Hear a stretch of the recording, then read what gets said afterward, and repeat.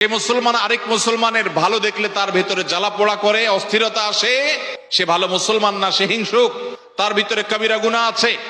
এই জন্য রমজান মাসে আল্লাহর সাধারণ ক্ষমা পেতে হলে অন্তরকে এখন থেকে পরিচ্ছন্ন করতে হবে, চোখটা বন্ধ করে মনে রাখতে হবে, স্মরণ করতে হবে আমার আশেপাশে এমন কে আছে যার কল্যাণ দেখলে আমার সহ্য হয় না, যার ভালো দেখলে আমার ভিতরে জ্বালা পোড়া করে, যার সুসংবাদ শুনলে আমার ভিতরে খারাপ লাগা কাজ করে।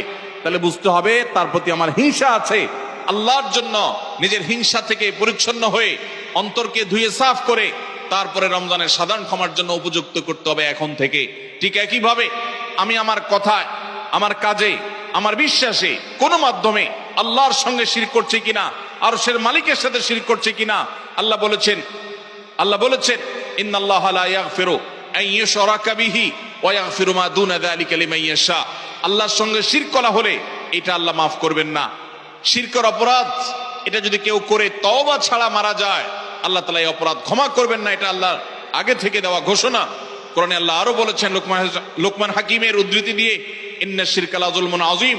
তিনি তার সন্তানকে উপদেশ দিতে গিয়ে বলেছিলেন যে ইন্না শিরকা লা যুলমুন আযীম, শিরক সবচেয়ে বড় অপরাধ। এজন্য